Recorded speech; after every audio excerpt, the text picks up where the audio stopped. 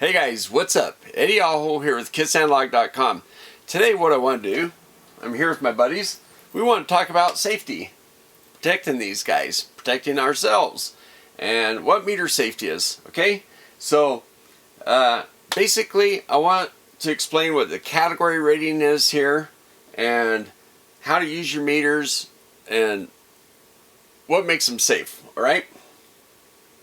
So, I've seen a lot of these videos on YouTube. I really enjoy watching meter reviews.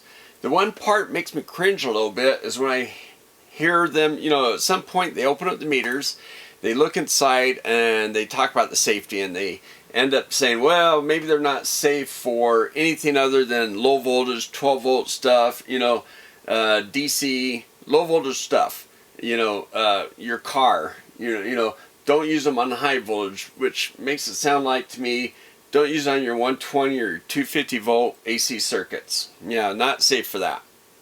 So I want to talk about that, and if that's what they mean, I want to dispel the myths and basically help you understand what these category ratings are, what they do, and how safe your meter is, what makes a meter safe and what makes it not safe. Alright, first of all, what is the category rating? Category rating came up in, I think it was 1988, 1989. It was the IEC 1010 standard that came out. Before that, I think it was the IEC 348 standard. So it wasn't until 1988 when they started putting these categories on meters. Before that, were meters just not safe? Well, they weren't as safe for themselves. I know that in high school, I damaged meters. I would blow up meters because I'd do bonehead things like I'm reading resistance, you know, talk to my buddies, whatever, and then go read a voltage or something. Especially when you're working with partners, you know, you kind of, anyway, just damaging meters, you know, blowing out fuses, resistors and that, because your resistor or current setting, probe over here, and you touch it on voltage, damage it, right? So that was the old days. Then along came meters like this. They're more robust. This is the 8060. This guy was the bad boy in the day, right? This is the expensive meter. 8060A had relative mode, decibels, hertz, 4.5 digit. This guy was a pretty darn cool meter. And it's, you know, only rated for 2 amps. You can only read 2 amps in it. Well, nowadays, you got 10 amps. From what I understand, meters used to have 20 amps. Some meters still do. But I think the agencies that came out with the category ratings, I don't think they recognized 20 amps. I'm not sure about that, but I don't think they do. It was just unsafe. Too much power, too much energy inside that handheld device for 20 amps, I think is what they felt. Not sure about that. That's just what I've heard. But what I do know is these meters today, like all the meters I have here are 10 amp other than this guy. He's only rated for 2 amp. Okay? So the categories are basically describing how much energy there's available to you, okay? If you're the bench right here, there's just not as much energy right here. So, you know, I might be powering things up with this. This guy's got a limited amount of current. There's just not as much energy as here as, like, let's say in comparison to outside. If I'm outside on the other side, power, you know, of my power box, if I'm looking at those power lines coming over to here to the house, that's a lot of energy. So that, by the way, that's category 4. This category 1 is basically protected stuff. Category 1, outside over between that power line and the house, before my service entrance and my big breakers, that power line outside, that's category 4. Pretty much anything outside is going to be category 4. Alright, category 3 is between that and my breaker panel. That's category 3. So I don't really mess with category 3 or 4. Most of us aren't going to mess with that too much. You know, I'm a power engineer and I do work in higher power stuff. I've done 3-phase systems, 480 delta systems, you know, some kind of scary stuff. So I have worked in those areas, but most of my stuff I would say category 1 and 2. Category 2 is between that breaker panel and the category 1 stuff. That's category 2, like the AC power, 120, 250 volt, you know, the AC stuff that's protected by that breaker panel. Okay, that's essentially category 2. I'm going to leave a link to a Fluke document. I think it's called the ABCs of Multimeter Safety. I suggest you go look at that, okay? And don't take my word for this stuff. This is my opinion. This is just my view on things. And, you know, I don't want to be responsible for anybody's safety. I'm just trying to help you understand things, okay? Kind of give you some guidance, maybe some things to look at and, you know, to explore, okay? So that's where those categories came from. That's the categories. Now, the other part about the categories, besides the energy level, how much current or power is available, is at each one of these stages in the category system, if you have a transient, say a lightning strike, then you have a lot more energy there. Okay, so if you're category 4 outside, you have a lightning strike, you're obviously going to get a bigger spike. If I'm over here category 1, a lot less spike. Okay, so what that really comes down to is they test these meters for high voltage so that you have dielectric protection between things, so your meter doesn't break down, create a short of its own to the power system and create problems, right? So there's a voltage protection system built into the meter by the spacings and stuff, okay? The other thing is it can take a certain amount of a surge. Now, if it's category 1, it gets about a 4,000 volt spike that's tested 20 times with about 130 amps, 133 amps, something like that. So it's not a lot of energy, honestly. So I used to be a surge protection engineer as well. Did surge protection for industry and commercial and residential. Yeah, that's kind of a wimpy spike test, okay? But anyway, so you need a smaller MOV for that. But that's where the MOVs come in to play, okay? Is to protect. If you're reading voltage and you get a spike, you know, in your voltage test, then that MOV is supposed to protect the meter. Okay, that's what that's there for.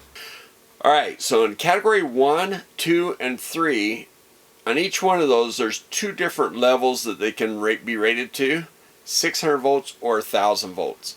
In category 4, it's only 600 volts.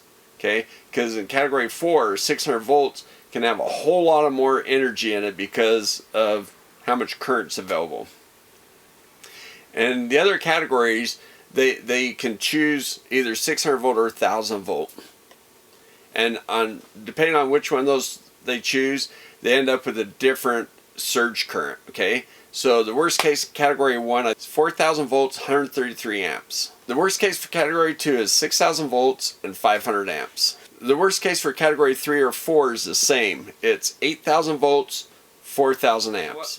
Okay, so what makes these meters safe then? Well, there's obviously protective devices in there. We kind of talked about the MOVs. If you're reading volts, you get a spike, the MOV protects you. If you're in class 3 or 4, you need a bigger MOV. You know, category 1 needs a smaller MOV. So, you know, the size of the MOV kind of goes along with the category rating. Alright? Now, the other thing they have is a fuse, HRC, high rupture capacity fuse. If you're in a category 4 or 3, obviously you're going to have a lot of energy. So the way the fuse operates, first it has to melt, it comes soft, and then it blows away. And as it blows away, there's an arc. The electrons are still kind of held together. It's kind of like that Jacob's ladder where the arc goes up like that. It kind of starts arcing and then finally extinguishes. Okay, if you have sand inside the fuse, it helps it extinguish. If you have a ceramic element around it, when that pops, it makes it a little stronger. If you have these HRC things that are ceramic plus kind of a woven, I think a nylon woven thing in the ceramic that kind of makes them really strong, then that way if you're in a class 4, class 3 area, you know, it's like your big old circuit breakers. Now you got it in this fuse that's doing what your circuit breaker's doing. It's got to pop that energy, open that energy without blowing up. So if you're in a class 2, class 1, you don't have that kind of energy. So, you know, here at the bench, if I'm working with the AC stuff, honestly, I have like a little inline fuse. I put a little glass fuse in there, and you know, I might put it at 5 or 10 or 15 amps, but you know, it's no big deal. You see that thing splatter, and it's okay. If you have a fuse in one of your meters and you're not sure about it, just look up the vendor online and see what that fuse is made for. You know, obviously you don't want a 12-volt automotive fuse, say, you know, 5 amp fuse in your meter, or 1 amp or whatever. You know, your milliamp fuse, you don't want to replace that with, say, a automotive fuse. I had a debate one time with an engineer years ago, who this guy thought, hey, fuses are rated on current, voltage doesn't matter. So I had to explain to him that whole opening thing. You know, if something meant to open up a 12-volt circuit, it melts and pulls back this far, and that arc just keeps on going until it goes boom. So yeah, you want a fuse rated for the voltage that you're in, okay? So make sure that you have that.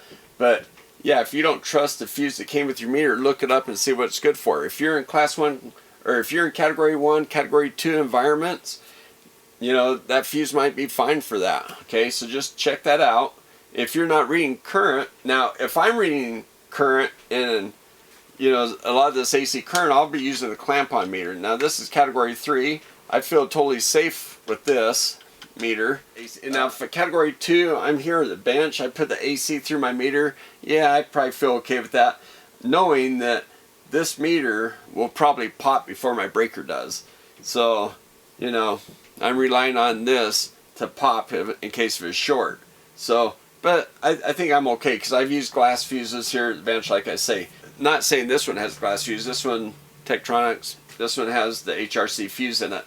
But anyway, just saying that, you know, if I'm in an environment where, if I've been behind my panel and I've used this meter to read the current, okay, so that's what I use for those kind of things. I feel a lot safer doing that. So, okay, so the fuse, now there's also diodes on the board, right? And they protect surges when you're reading current. So if you're reading current and there's a surge, a lightning strike, some kind of transient that comes through, those diodes will take care of that. But if you're not reading current, those diodes and that fuse, they're not really doing anything for you other than just sitting in the meter. The MOVs, we kind of talked about that. The MOVs are protecting when you're reading voltage, that lighting thing.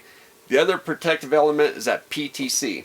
If you're like me and you're a little forgetful sometimes, you get busy, you know, you leave this in the wrong setting and you go touch voltage, you go, whoa, that's in the wrong spot. Well, that PTC hopefully protected you. But if you're very careful, which you always should be, just look over your meter before you touch it. Every single time you do that, you get in the habit of doing that, just like using your turn signals every single time. You know, it's just a habit. You just look over and do that, and then you take a reading. All right, guys. So I've seen reviews where they talk about where they don't see the cutouts on the board, and they think that, hey, they're being cheap, and you know they didn't do the cutouts, and so they may not have the separation or the dielectric that they need, and maybe the voltage, you know, it's unsafe to put high voltage on that board. You know, that's not necessarily true. As a matter of fact, when I was a lightning protection engineer, I tried not to use those cutouts if I could. I did use them, but I'll tell you what, here's the thing. If you can put the spacing between two things, it's cheaper. When you have to cut out that thing in the board, that's got to be routed out. A PCB board manufacturer has to route out those little cutouts. That costs money. So those route outs cost money, okay? So if you can separate things, better. Now, some of these boards are kind of sparse, right? Because the chips do so much and there's not a lot of electronics. So they're kind of sparse. So there's room. So they don't need to put those little cutouts. Some of the boards are very dense because they have a lot of electronics, a lot of stuff going on. Those things, there's so many things that are on the board, they can't give the spacing, so they put those little cutouts. Now the reason why is air's a great dielectric. The board's not quite as good.